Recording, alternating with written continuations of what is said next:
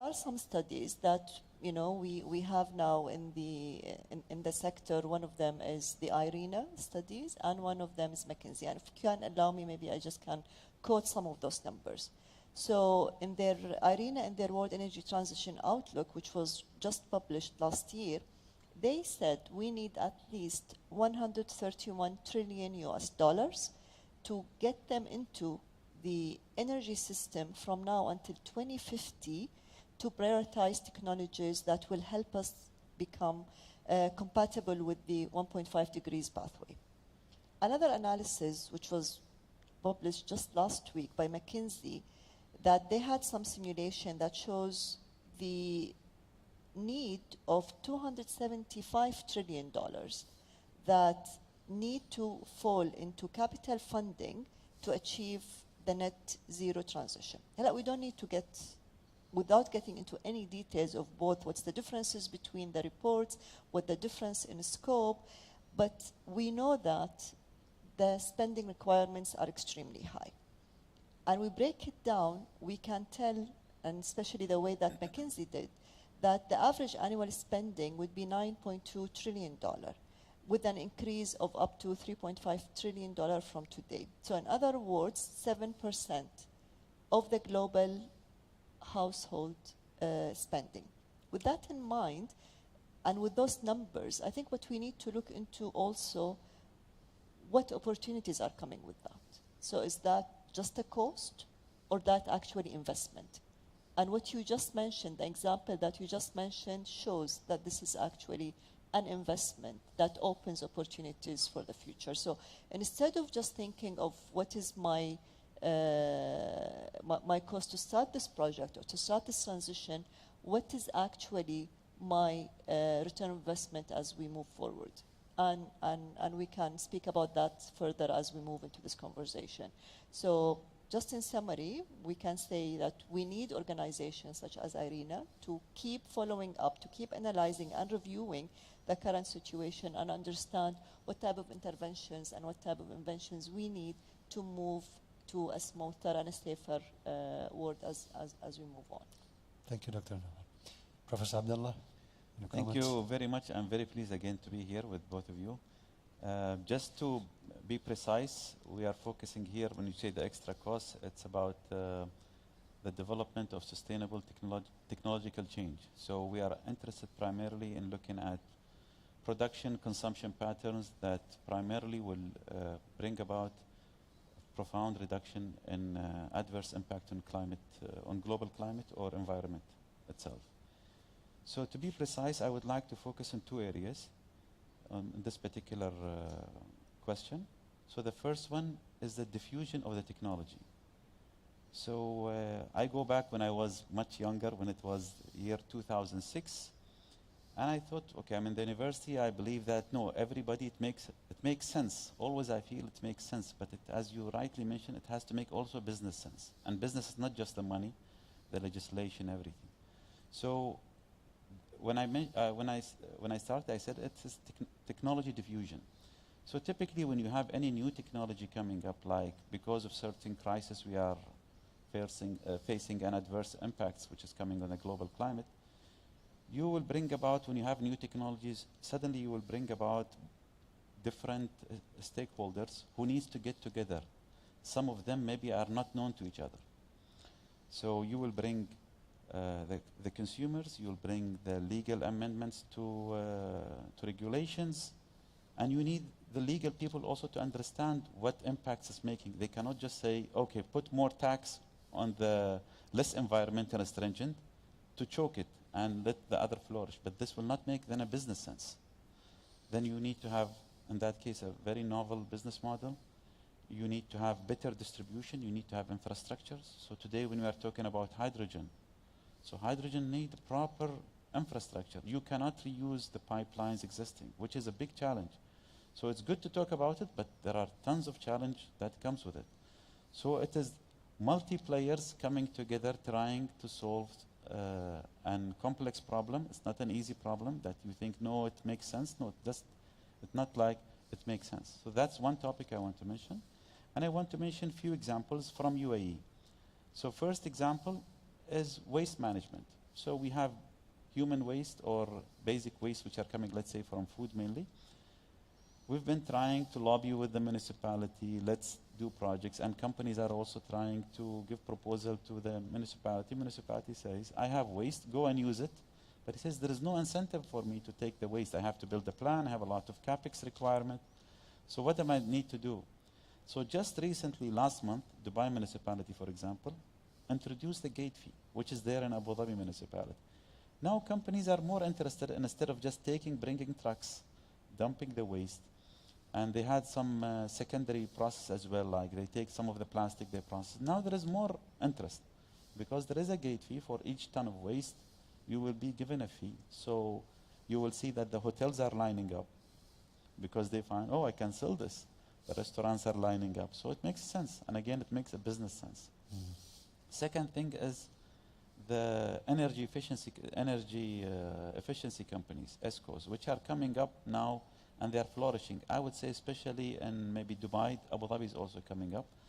Why? Because the legislation is there. So you have new players coming in the market, suddenly showing up.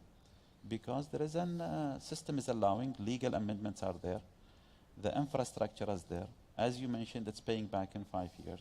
So there are people who are ready to listen and they know that it's hurting their pocket without putting a taxation model, which is, I would say, is a novel thing to do. So that's one aspect, is the technology diffusion. Second aspect, if you would allow me, is the monitoring process.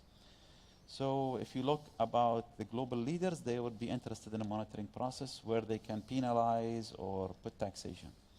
And that's direct monitoring. So direct monitoring, because we have moved from impact on the local environment, the neighbor is dumping their waste next to my house and he's creating an issue for me, or in the a small district, it's now becoming a diffusive emission. So we having, the word is global village, where I can go from here to China or to United States in no time. So I have aviation issues, emissions, I have shipping, I have transportation, agriculture industry is consuming or emitting a lot of carbon.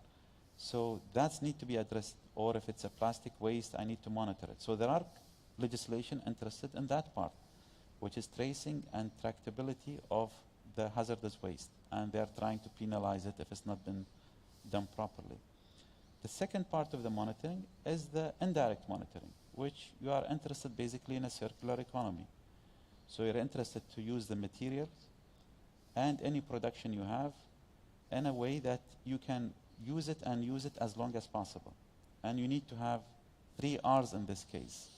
You need to have, first item would be reduction. Of course, the main thing is to reduce your usage. Second thing is recycle, and third thing is reuse. So if you can focus on these 3, you can manage your direct and indirect monitoring. But I just want to finish this particular matter. It is easy maybe for a legislator to see that, okay, this is, maybe I can do this monitoring or indirect monitoring. But for the person, let's say I have an industry where I have a lot of waste. What's the incentive for me to improve my product design so the next company which is taking my outputs, he can process it further? I don't see any incentive for me as a business person. Then I will be reluctant to support any change. I cannot say, yes, I love the environment. Everybody loves the environment. But when it's costing me a lot, I'll start to scratch my head and think again. So definitely the legal aspect is very important here. Thank you. Thank you, Professor Abdullah. I think that's why they always call it green economy. They don't just call it green. It's green economy, more than just a simple word of green. Dr. Nawal, the transition from oil-based to knowledge-based green economy. Again, green economy is there. So what is your thoughts on this? I would like to go back to 2015 at the government summit when His Highness Sheikh Mohammed bin Zayed, Crown Prince of Abu Dhabi, asked the audience a question. He said, in 50 years, maybe we will be shipping our last barrel of oil. Should we be sad? And then he said, actually, if we today invest in the right technologies and the right sectors, it will be a cause of celebration. And that is basically what we are doing and what we have done even before 2015 systematically. In 2010, that's just a few years ago, we only had 10 megawatt solar plant in Masdar City. Today, we have 2.8 gigawatts. Gigawatt. And I believe some of the students visited one of those plants yesterday. And we are looking at 5 gigawatts in 2030, which is, again, round the corner, and I believe even more. What does that say? It says that the transition is happening. We are a hydrocarbon economy. The UAE is a hydrocarbon economy. But we're not stopping there, because we have taken a very wise and visionary position on securing our future into a knowledge-based economy. Yes.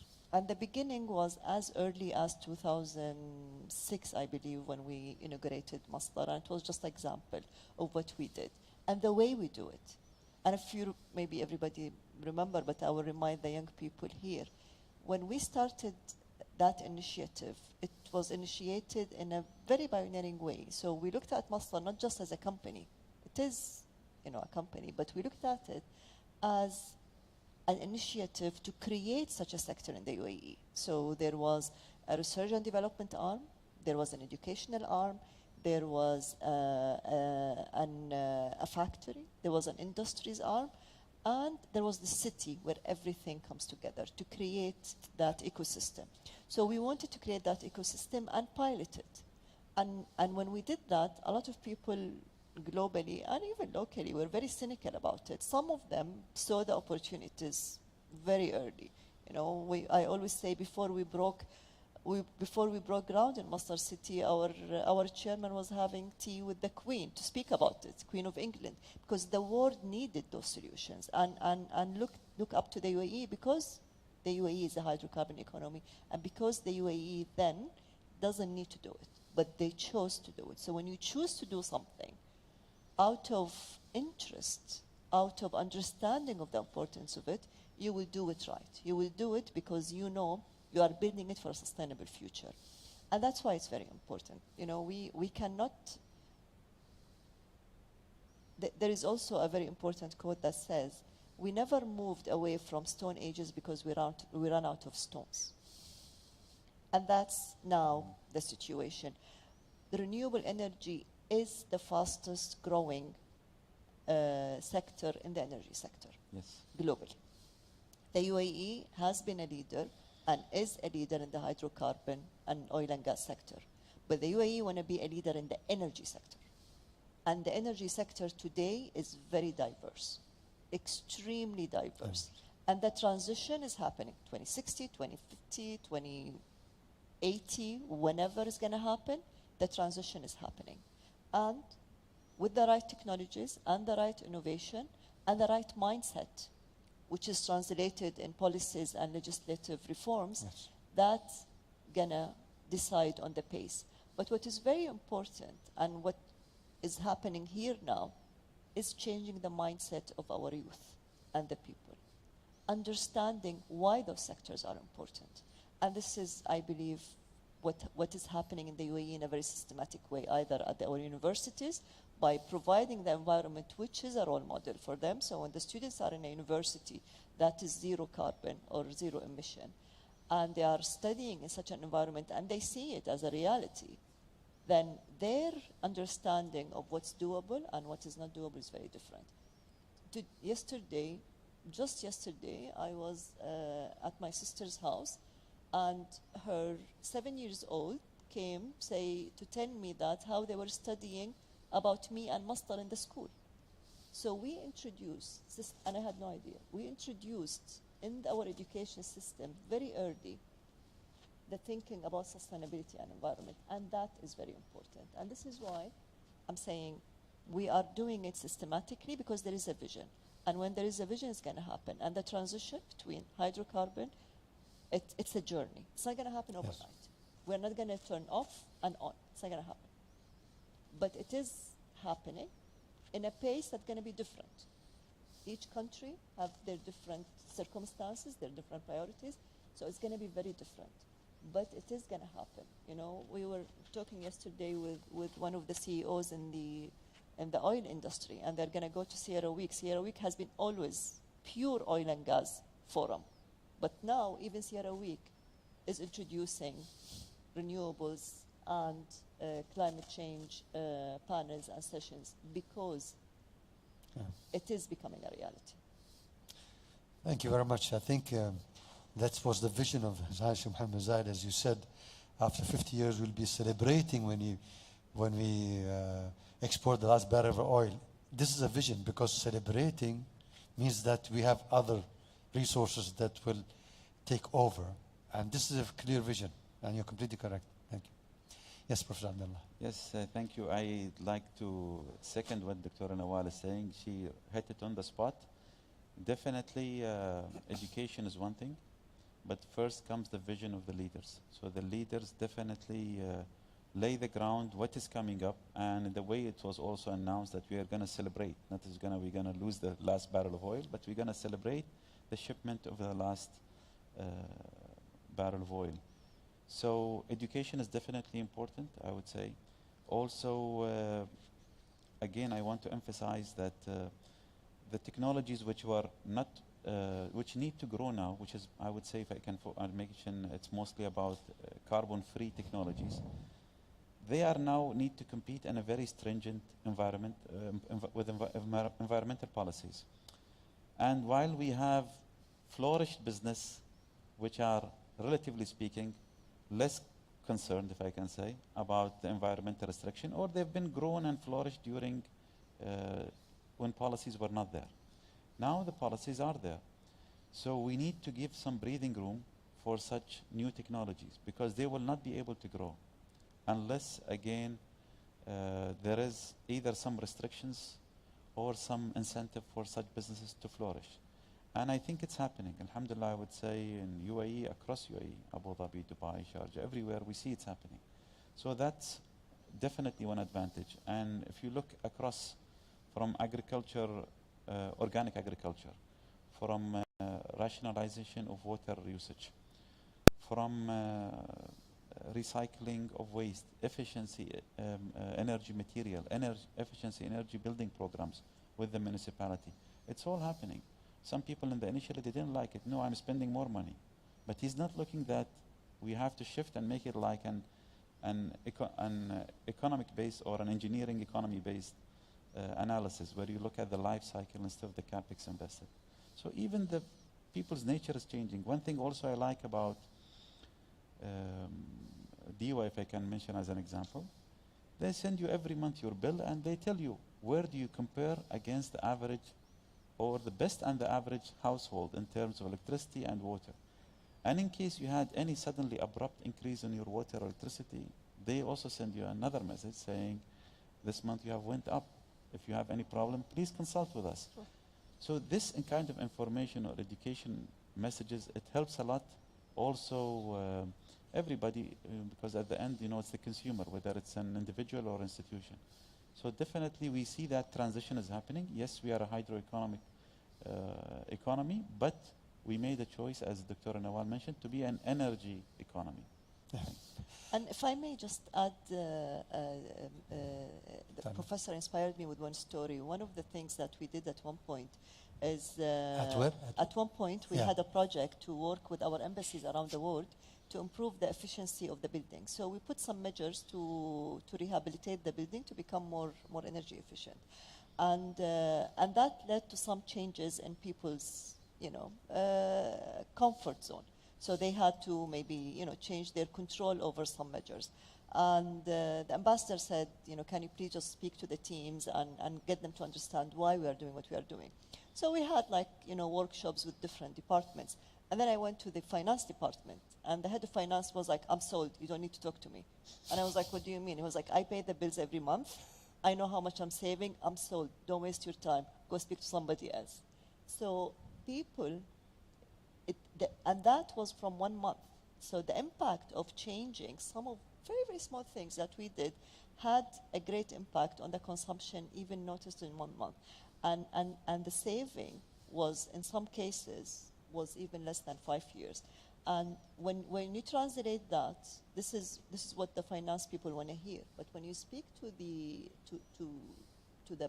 other people or the occupants who don't pay the bills, you speak with them with different language. You speak about them, the health impact of some of the choices that they are making, and how it's affecting the quality of their life, and how it's affecting the quality of the environment for their children. And that actually, you know, having the different messages for different audience really, really make it work. And this is why it's very, very important that when we do, like Professor mentioned, when I receive a bill from the DUA telling me how I am comparing to others and what I can do to improve things, that will make things change. It's like in a my culture, life. It's setting a culture. state. And making the children your ambassadors, because once the children get educated, my God, they become monsters. Yes. They come to the house and dictate how you live your life. Yes. And that's, I believe, what we are doing now in our schools by educating the youth very, very early. And by the way, as you said, very important to look at technology. I think there are statistics, I can't remember them, but technology are cleaning the environment, by the way. There are statistics saying that the carbon footprint goes less as per the usage of the technologies. So it's a part of cleaning system. And a process that really cleans because you use less energy and so many things else. So technology is the main tool that will bring the carbon footprint down, plus we use the other renewable energy and so on, all together. Now we look at the third point, the impact of green economy on natural disasters. I think you have a lot of information about that. Yeah, well, this is basically our ultimate goal. That's why we are doing what we are doing. We are making, to your point, the investment. I don't call it spend or cost today. What we are doing is we are putting the investment today to mitigate our biggest climate change challenges and maintain the 1.5 degrees. And you cannot do the biggest implication of climate change, which we see actually now, we are not going to see it in the next 30 or 40 years, the natural disasters that are increasing in frequency and affecting, you know, many, many countries around the world. So what we are looking at now is two things together, is mitigate the climate change related to risks, basically, for the environment. But the second is to increase the resilience of our cities and our plants and our countries and our technologies, and improve our adaptation technologies. And that's becoming a priority now. So it is a two, basically, ways strategy. We need to work on mitigation, and we need to work on adaptation. And this is actually the plan now for COP27, which is going to happen in Egypt. There is going to be a lot of focus on adaptation, because we definitely need to invest today to make our cities, our economies, our technologies more resilient, and ensure that we are ready for a better future. Yeah. Thank you, Dr. Nawal. Actually, World Green Economy Organization, the platform of academia and youth, we're working on a report, second report now, which is talking about green jobs. And it's ready. We're just doing some designing stage it is, so that it could look better than. So it's very detailed. It's a big booklet, actually, and it discusses the details of green jobs and so on, and then the impact of these kind of green jobs and what they are, and why the jobs are always there even though they're becoming greener, because there's always something coming that compensates for what is lost. So Dr. Abdullah, so what do you think? What are the new jobs in the green economy, either now or coming? Okay, this is, I would say, the best, what do you call it, access of the discussion today, because it brings some good memories. So again, as you mentioned, we are looking at clean technologies, carbon-free technologies, sustainable technologies that also strike a balance between environmental sustainability and economic development, because you cannot de-associate the economic development, because otherwise you're just going to be talking about theory. And this is a message also I see many younger generation here, so definitely my message is to them, because it brings memories on different initiatives been taken in the country in the past 15 years. First thing, when you talk about green jobs, first, maybe if people remember around 2002, 2004, the UN, I believe, introduced the CDM, Clean Development Mechanism, And it was something new. So in countries, because you cannot do major development and energy projects in Europe and the United States where there is a lot of regulations. So if you do projects in our developing areas and you save energy, you can sell that saving energy in the market, in the stock market. So you can get a credit of it. It's called CER, which equivalent to 1 ton of CO2. And then you can sell it in the open market. So I remember the head of the utility companies, at that time I was an advisor to DEWA at CEWA at the same time. They were very interested, so they said, help us to develop the case. And even it was a major initiative that they're taking, whether it's a combined cycle power plant or any other project they're introducing. Other project which brought about at that time, 2002, 2000, was the district cooling. First it was introduced by a company called Tabreed, then by Empower. Now Empower is the largest district cooling company in the world. I think they are around 1.6 million ton of cooling.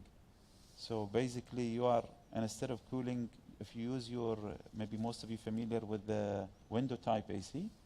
So the window type AC can cover an area of about 14 square meter. That's how it's recommended. But if you have a district cooling, because the engines and the, we call it coefficient of performance is much higher, you can cover an area of 28 square meter for the same cooling. So definitely you are getting better efficiency for the power that you are consuming. So that was again introduced in 2002. So that's something was totally new to us at that time. Third thing, UAE has made an announcement, a bold announcement, to make 7% of its power generation is from renewable source. When this generation mix came in the first place, I was thinking, what can we do with solar?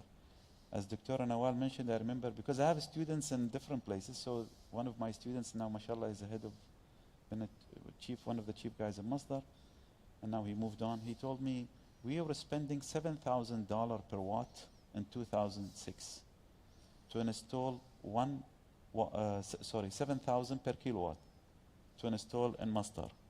Now the cost is coming to $700, or even a bit less. So you have a gap, tenfold has been dropped. Why? Because the legal support was there.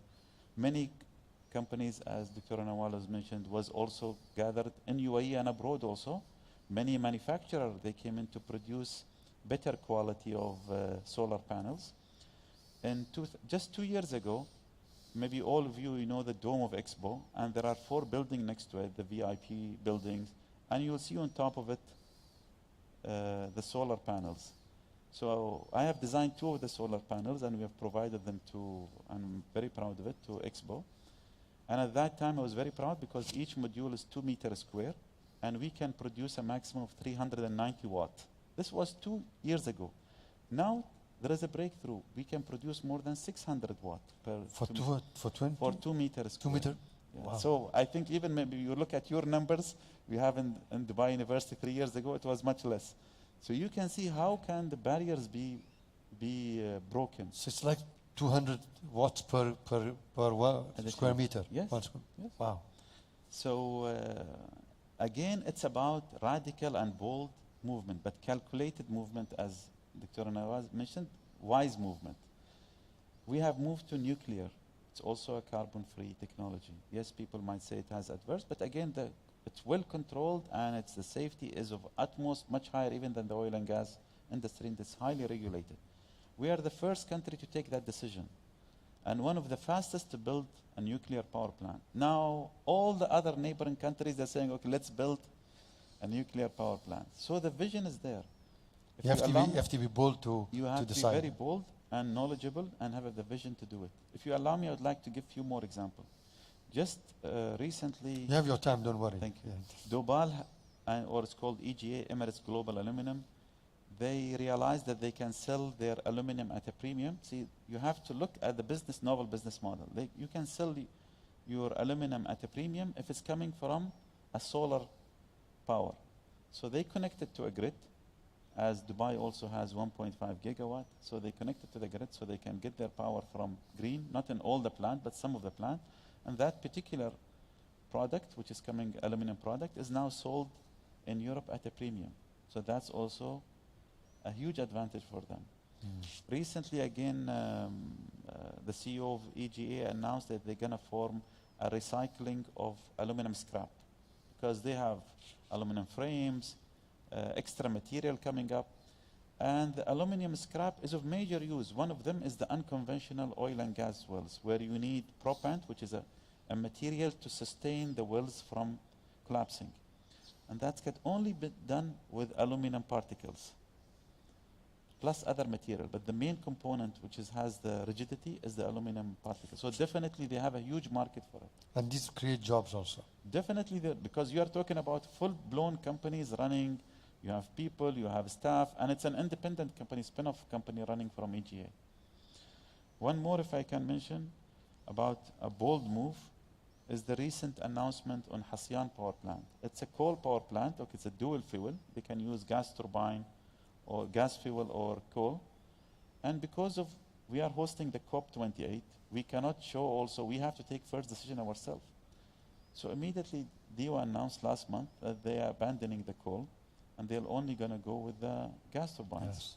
So that's a big move, because you are talking about a major investment being lost, but again, you see that the life cycle will pay it off. Yeah. So But also because the cost, it's linked to the, when that project was done, the cost of coal was very low in comparison to solar. But now it's the other way around, because solar and other renewable technology has dropped, Yes, to your yes, dropped. point, to a limit that it became even competitive with oil and gas sector in many countries, even in the UAE. Yes.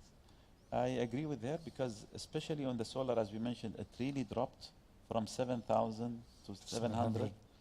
Beside that, who would have imagined one day we'll see, I just studied, because I was given a course, elective course on solar technologies, and used to show parabolic trough and solar tower. Now we are having our first solar tower. It's just about to be commissioned this year in Mohammed bin Rashid complex, where also they're going to develop close to 5 gigawatt. Now they're at 1.5. So the cost per kilowatt has dropped to almost between 2 to 3 cents. That's why even it's much more visible than the gas turbines or the coal. So definitely when the legislation is there and you foster like a baby, you foster to develop it, and you build the infrastructure, you build the distribution centers around it, definitely then everybody will get together. The business also is very scared. We always say in Arabic, Ras al-Mal Jaban, the capex is a very coward, capital investment is always coward.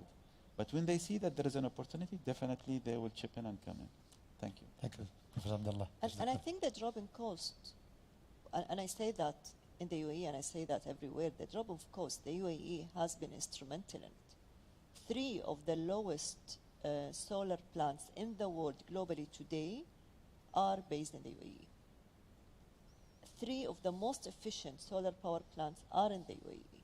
But before that, when we started 10 years ago, we pushed what we call them cutting-edge security, cutting-edge technologies, not only bleeding edge, not only cutting edge, because we did in Khema Solar in Spain, we did one of those use the molten salt storage in the tower technology for CSP. That was the first globally. So every project we did when we started was either the first, the largest, or the newest technology, if it was a small technology. And we did that in the UAE and globally. And that's why when we say we accelerated the adoption of renewable energy, we did, not only for the UAE and globally. The UAE now is present in 70 countries around the world with renewable energy technology. So what we did is when we provide aid to some countries, we provide aid through infrastructure projects, renewable energy projects. With that, we are creating a lot of jobs and impacting people and societies around the world and communities. And we are doing that in so many countries. We worked in the Caribbean, we worked in the Pacific Island, in Africa, in Asia, but we are also partnering with developed countries. Our projects in the UK, in Spain, and many, many developed countries, because, as I mentioned, we want to have not only a seat at the table, but we are actually literally at the tipping point of some of those technologies, and we are creating this ripple impact in the region. To your point, when we started, everybody was like, why the UAE is doing what they are doing? They don't need to do it. But now everybody is doing it. And we were the first country that announced net zero. Yes. And that happened in Expo in October. Just a few weeks after that, many countries in the region started to announce their plans as well. We are hosting COP28. That's huge.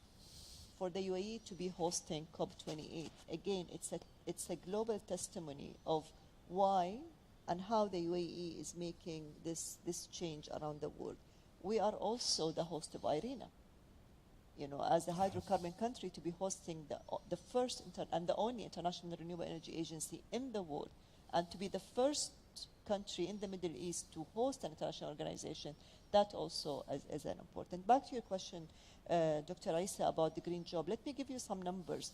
Professor Abdullah mentioned what we are doing in the UAE, but let me tell you globally how we are moving when it comes to jobs. Since 2013, IRENA has been looking into the renewable energy job and monitoring the situation and reflecting on the socioeconomic benefits of the energy transition. So in 2019, there were 58 million jobs worldwide in the energy sector. From that, 20% were in the renewable energy sector. Now we are looking at 12 million people are employed newly in the sector, directly and indirectly, in 2020. And that's a huge jump.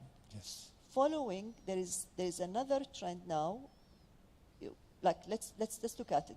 In 2012, we only had 7.3 million jobs in the sector. Now we have 12 million jobs. And this is basically in 8 years. Then we are saying that by 2050, the statistics or the trend shows that we're going to have 122 million jobs. So what we are looking at is a huge shift for that sector in many ways. In the technology, in the policy, in the finance models, because to your point at the beginning of the session, it is an ecosystem. Yes. We need to look into that transition holistically. When new policies are needed, new finance models are needed, new technologies is needed, so a new mindset is needed. And that's why there is a lot of focus, and I keep repeating that because it is very important for the UAE that we need to be very, very inclusive, and especially for youth. So we are working now with IRENA to develop global education system through educating the educators on how we enable youth to become more involved when it comes to the sector, and how we can equip the new generation and the next generation with the technologies that they need to become pioneers in the future, and equipped with the right skill set. So we keep saying that the next generation will be carrying the burden of the decision that we make today and that our parents made previously. And that's why their role is very, very important. And we have now with IRENA a council on enabling youth action for SDG 7. SDG 7 is energy and clean energy. So, and we also made it very clear that for COP28, youth will have a very, very important role to play. So, to your point, to your question, are there jobs in the green economy? There are so many jobs. Yes. And I believe that it's going to be a very interesting and exciting journey, full of challenges, agree. But with those challenges, the way we look at it, there are opportunities to do things differently, and in a more exciting way for our youth, and need to be inclusive. One last thing I would like to say before we end: I'm very happy that I'm seeing many women and girls in the audience. That's very, very important. I did a quick tour in the exhibition just before the session, and I was really happy to see many of our younger females getting engaged with technology and working with technology. I think that's very, very important, because we need to have more girls into the STEM education. But what's also very important, we need to have more girls moving from STEM education to STEM careers, we see a drop, somehow that doesn't translate into careers. We want to fill that gap, and I urge everybody to not only look at STEM as an education opportunity, but a career choice for them. Thank you, Dr. Nawal. Thank you. Thank you very much for the two speakers. I think we know that future jobs are going to be like, they talk about fintech, they talk about biztech, they talk about agri-tech, they talk about law tech or legal tech. And also will be future, there's a prefix coming instead of suffix. It will be green finance, it will be green agriculture, it will be green, even though it's green. Everything will be green attached to it, which is indirectly related to the green economy, because the main ones they talked about, but others like finance, there will be a green finance jobs also in the future. We are open for any questions. Anybody likes to ask any question? Please raise your hand. Yes. Microphone.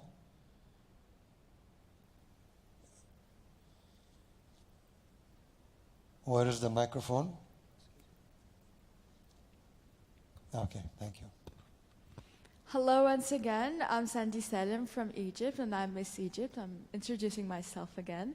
So my question would be like, do you think will UAE ever be carbon negative in the stock market, or how?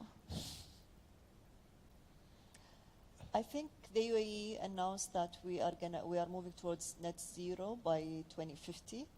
I'm not sure what you mean by carbon negative, but what we know about the UAE is that if anything to be done, it will be done in the UAE first. So we have been working very systematically and very aggressively with our different sectors, with our education system, with our universities, with our technology, with our partners, to introduce the latest technologies when it comes to energy, but also improving energy efficiency in every sector. And we already have, our electricity sector is the most efficient in the region. Our water, although it's very energy intensive, is also extremely efficient. We have many initiatives in the pipeline that some of them are announced, some of them to be announced as we move towards the net zero as we progress. But I repeat, and I believe both Dr. Isa and Professor Abdullah mentioned that we look into this as an opportunity, as an economical opportunity. The UAE is moving to, and we don't look at climate risk as we want to stop climate change, but we don't want to stop development. So we are definitely developing, but we are developing in a very responsible way. I hope that answered the question. Yeah, and I'll give you one example, by the way. Again, University of Dubai. There are times you are net negative energy and not zero. So we have extra in the grid. Yeah, that's what I meant. Yeah, exactly. and extra in the grid we have. And that's where we are actually becoming net negative. Even though we have a lead net zero, sometimes we have negative, but never positive. Great. Thank you so much, and I'm so glad to be part of this expo. Thank you. Any other question? Yes, we have one here and one there.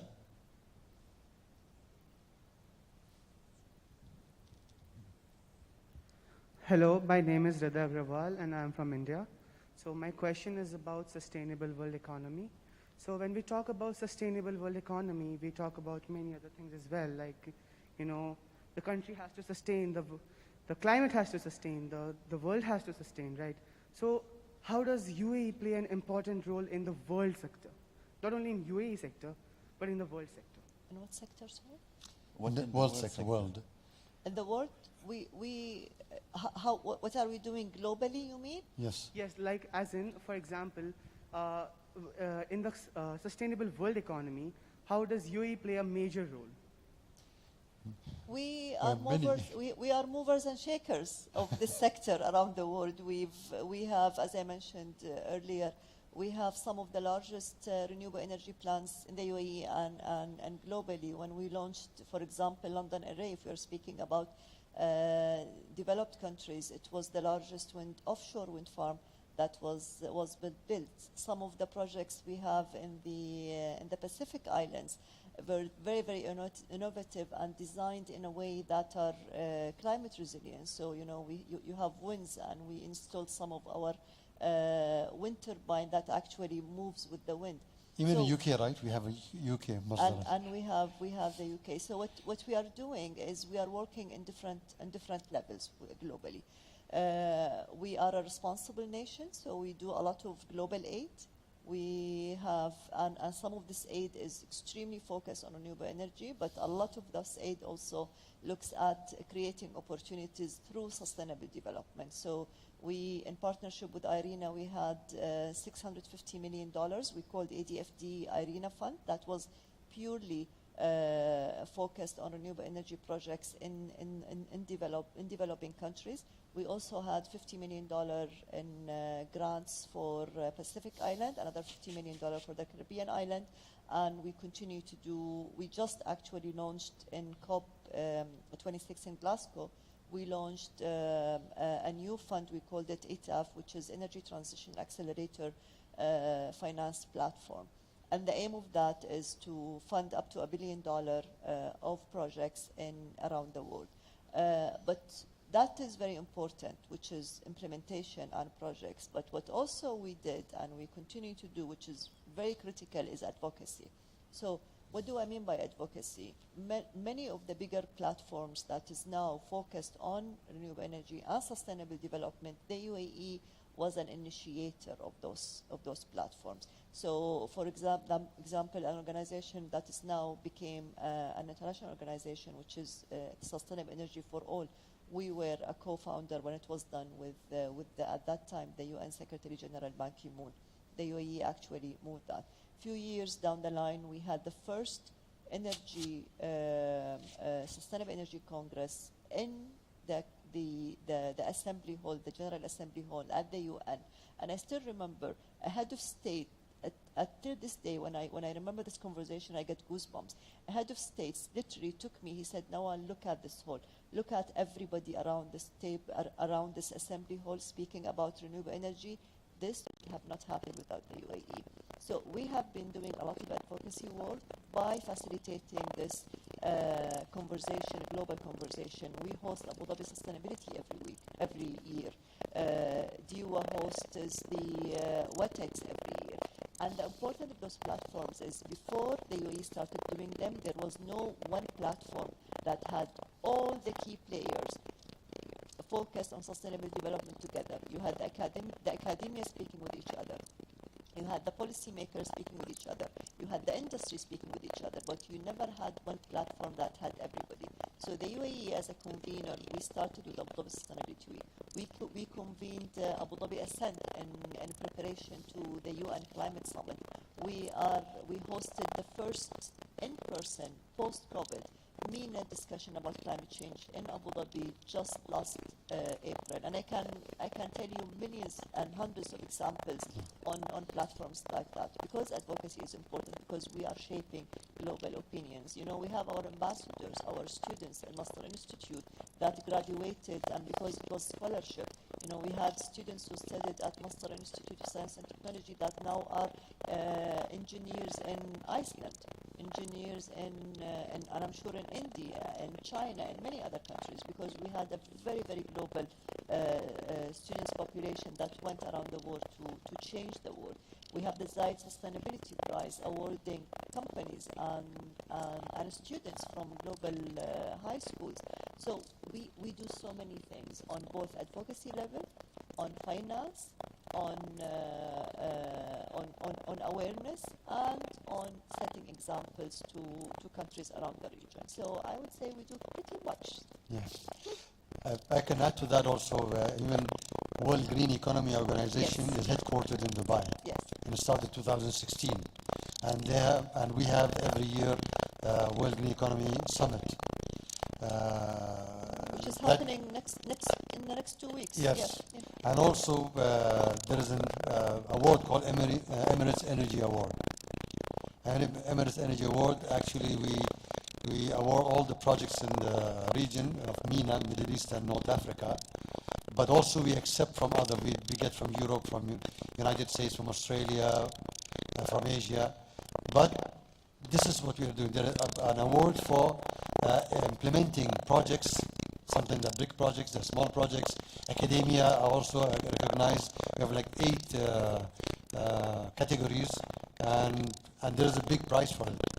So believe me, we are there, and we are trying our best to make it happen. Yeah, so I had similar question to it. Can you go to somebody who will come back to you? Because Sure. another one was behind you. Yes, yes, please.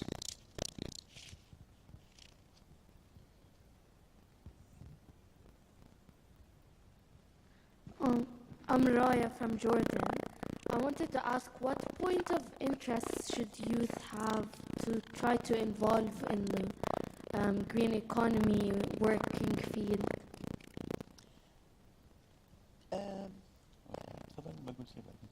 Yes, please. I've been talking.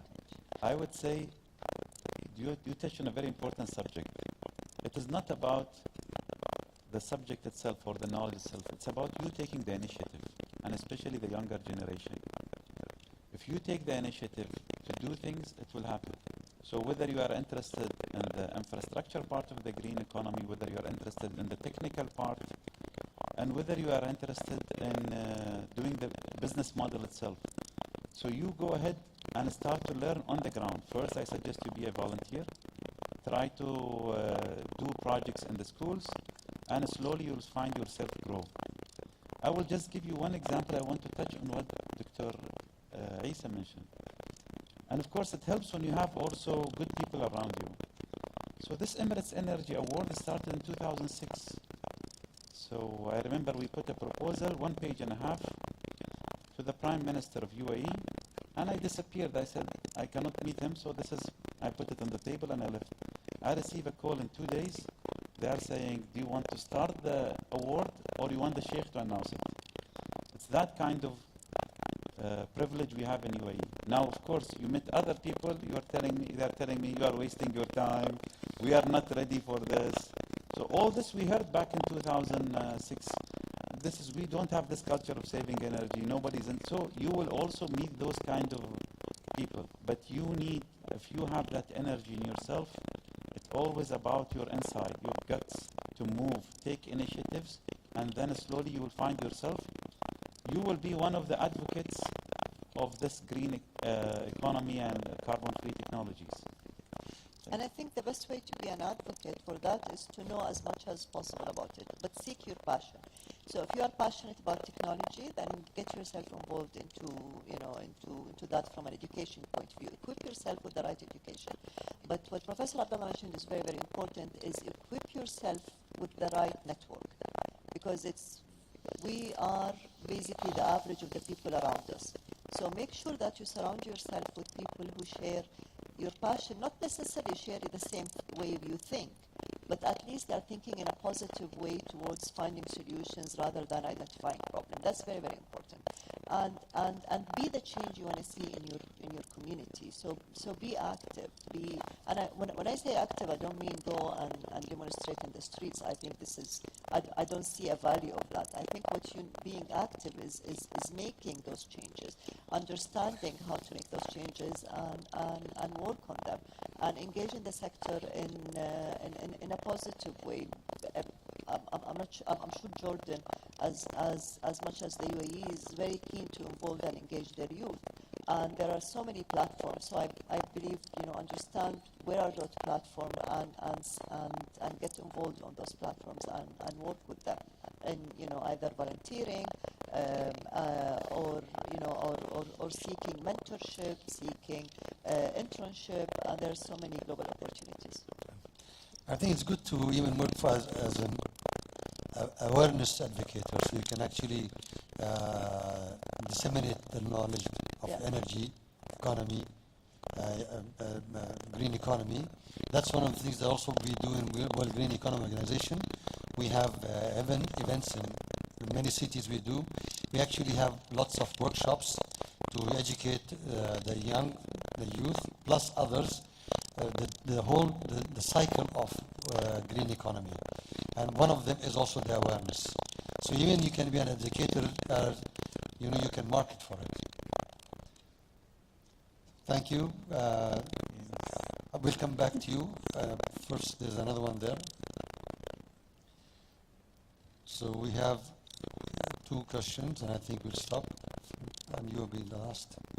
So, hi, I'm Alberto from Italy, and I have a question.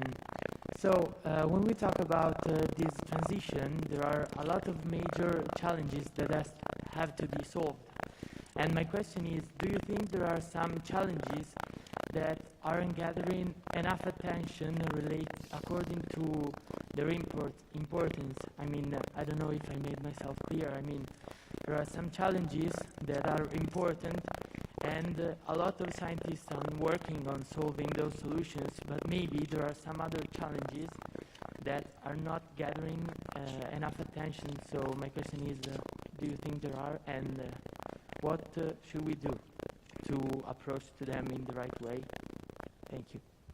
I think first thing, identify them, because you cannot solve a problem if you don't know the problem. So once we identify those challenges, I believe there are so much will and intellect around the world to look into that. And this is why it's very important. Centers and universities and research centers are very important, because once there is a will to move into a right direction, there would be definitely challenges that we are aware of, technology, maybe finance, knowledge. But there are, to your point, we will always find things that is popping up that you were not aware of. And I think the first step is to ensure that we are surrounded with the right mindset, and I keep repeating that because the mindset is very important, to work collectively in identifying the solutions. And this is something I just realized we missed, in most of us, maybe we didn't mention it, which is very, very important. This is a global challenge. Climate change and energy transition is a global challenge, and the transition is a global opportunity, and nobody can do it in silo. So addressing this challenge will need an international cooperation. We will need to work in partnership, and the UAE has been doing that in every aspect of our development. But when it comes now to moving towards a just transition into a sustainable future and sustainable energy, that's even very, very important. So, maybe we won't be able to find a solution for a certain problem in the UAE that the UAE is facing. Then we will find maybe a solution in a university in Italy. And that's the international cooperation, and platforms like those, and networking expos and those type of forums are very important, because it connects you with people who are maybe not necessarily working with you on the same field or in the same sector, but they are working with you on similar challenges, and this is where you can share knowledge and get to find solutions together. But it's very, very, very, very important question, and thank you for highlighting it. We are lucky in the UAE that we say that once there are challenges for us, we look at it as opportunities, and His Highness Sheikh Mohammed bin Rashid said that. So always look at challenges as opportunities, work on it. That's why we accelerate, and even worldwide, we're accelerating so many arenas, and the reason is because we look at it as opportunities and find solutions as soon as possible. So yes, completely agree with you. The last one, this is your second question, right? Yes, please. But there's somebody, it's a new there's somebody question. here? Yeah. Oh, sorry, I'll come back to you. Yes, please. I didn't see you. Haram Salazar. Microphone here.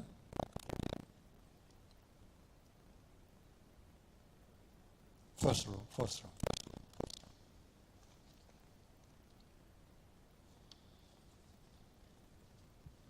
السلام عليكم ورحمة الله وبركاته. معكم السلام. طارق عتيقي من دولة الكويت. كيف تتم دراسة مجالات مصادر الطاقة المتجددة في الإمارات؟ وهل نسب توقعات نجاح المشاريع الحالية متعلقة بهذا المجال مرتفعة؟ وكيف يتحقق رواد مشاريع من صحة هذه النسب؟ ممكن تعيد السؤال حتى يكون answer. أولا, and correct me if I'm wrong, the first point is, how do we evaluate the readiness of certain sites for new energy projects? So how do we know the right site for a project? Other And country, do we understand the efficiency of this project, and do they live up to their expectations? I believe that's your question, right? Did I السؤال capture, الأول ممكن did I تعيده؟ capture all your points? السؤال الأول بس لو يعيد أظن كان يتكلم عن الجامعة يمكن. السؤال الأول I'm the sorry. first question. أول سؤال شو كان؟ كنت أسأل كيف تتم دراسة مجالات مصادر الطاقة المتجددة في الإمارات؟ Okay. Yeah, So the the readiness of the question science. is about what kind of sciences we are studying. So you have the universities. Now many of the schools do not have the conventional stream. Like this is mechanical, you only study mechanical. So typically, whether it's electrical, mechanical, they have to take interdisciplinary courses, and typically it comes in the final year. So you have, especially on the bachelor level, you have courses, elective courses, which has to do with design of power plants, design of energy systems, renewable energy, solar energy. Then you have universities like Masdar, which is now part of Khalifa University, which is the focus in the master program, and they go after particular technology or a subject, whether it's a fundamental problem that they are trying to address or a practical problem. Now, when you mentioned the second question, I hope I've answered your question properly. When you mentioned the second question regarding visibility of the project, definitely, as I mentioned, رأس المال بالعربي جبان. So nobody, whether government or individual, will put any money in a waste, in a project that end up in a not economically feasible. So even, and I want to iterate what Dr. Nawal mentioned, even the Masdar, when they initiated these projects, it was very expensive at that time. But somebody needs to come in to lead the way for others in the region to say, yes, these guys are not just doing hydrocarbon, they're not just talking, but they're walking the talk.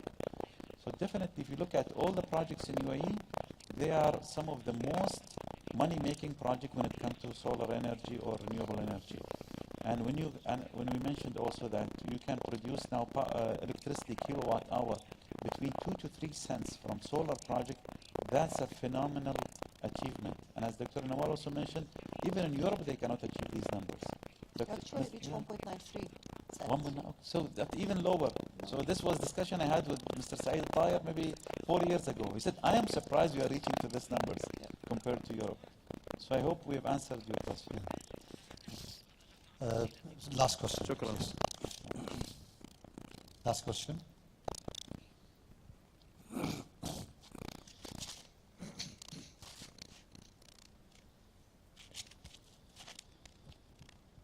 So my question is about education, the most important factor for any kind of development. So the question being, in the primary level of the education, being in class 1, class 2, class 3, how do you incubate a small tint of telling them that you have to become the future of this sustainable world economy, in specifically UAE? In the textbook level specifically I'm talking about, because the workshops and all are obviously there in this country, but the many people don't attend it. Only few people who are very, very passionate about it are doing it. But the other people who are not very active needs to know about this too. So in the textbook level, what are the changes in the education system done by the government and done by the organization and the board, so that this thing actually incubates them in a very younger age? I think with the schools, not I think actually, I know, we are incorporating studies related to sustainability and education on some elements of environmental studies in the curriculum. That is for all the schools, they were either private or public. But what we are doing also, which is very important, is we are doing a lot of campaigns, like youth campaigns, and educating youth and engaging youth. Just one example, we did, why, I can't remember now the something. We had the heroes of the UAE, we had why turn it off. So we asked the children themselves to tell us, give us ideas and innovation, and we identified many amazing innovation to reward them. So there's a combination of a classroom education, which is very important, but also a lot of awareness and social media campaign and educational campaigns, and that is happening. But what really matters is leading by example. I don't know, Dr. Isa has mentioned, universities now, you have universities that are net zero to start with. But, the crowds of Abu Dhabi actually has solar panel on their own homes. So when you see the leadership adapting in their own household those technologies and those solutions, you understand what this country is about, and that's why the change becomes, the way we do it is, we lead by example, but we also make sure that our youth is very well educated, and we open all our doors and platforms for them. So a technical conference like Abu Dhabi Sustainability Week, we have in the exhibition days and hours that are dedicated to schools. And that's why all the big companies now that exhibit in either at the World Future Energy Summit or the Water Energy Summit or the Waste Summit, all of them will have segments targeting youth. So when the children come to attend or to visit those pavilions, they engage with youth. We have the biggest now, and I believe you guys went to Expo Dubai. And Expo Dubai tells a sustainability story in every corner you go. It doesn't matter where you are, you will see something about sustainability. And I'm sure you guys visited the Sustainability Pavilion. And if you haven't, please do. Because that also engages a lot of youth. Today, now, as we speak, my nephew, who is 7, is at Expo with the school. So, the schools are going there all the time to engage them. So it is a combination of things. But thank you for the question. There is actually a school in Dubai, one of the gem schools, is from grade 1 to 5. They have many activities in green economy, and they actually following the SDG 17 goals. They not only implement it in the school, actually every child does it, but also they create awareness. Now they are even invited in the United Nations to talk about their achievements. So yes, there are schools that are implementing these kinds of green economy goals, which I know that more are doing it. It's also already instilled in the curriculum of most of them. So yes, the move should always start from education. You have to start from education, no matter what happened, because that's the main foundation of any advanced country in the world. When you start from there, you're doing the right thing. If you don't, it will not be sustainable. I just want, if you allow me, just because he mentioned regarding the school, see, in not just some schools, not just gyms, in all the schools in all the Emirates, it's embedded in the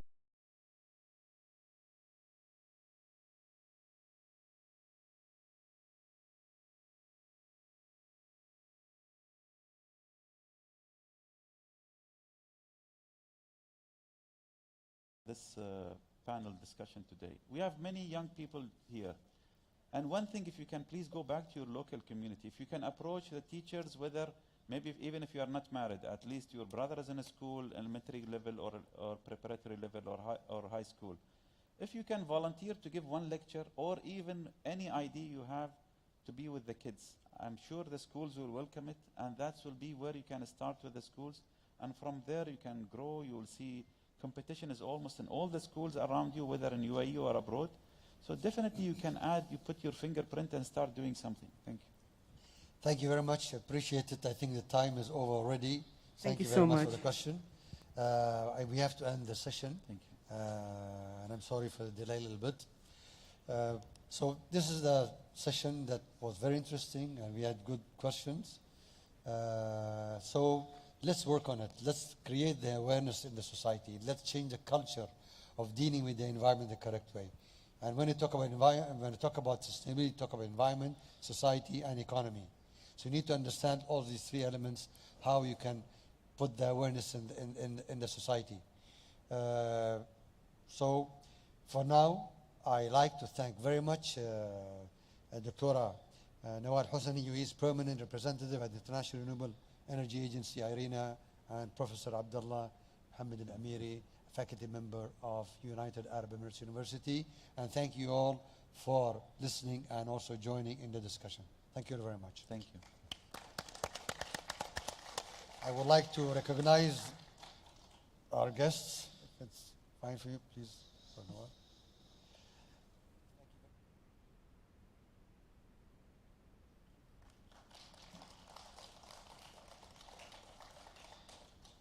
you.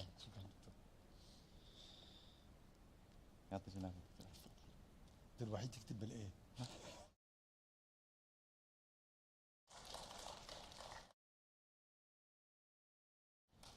مشكور. بالإيه ولا لا. ما يهم. Shall we take a group picture? Yeah, please. Yes, sure. I'll take a selfie also. I brought my phone with me. بس خلي يطرشوا لنا الصور ها Yes. مو بس. الطرش.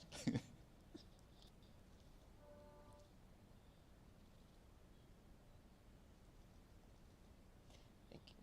ما السيلفي بعد؟ لازم السيلفي. واحد اثنين ثلاثة.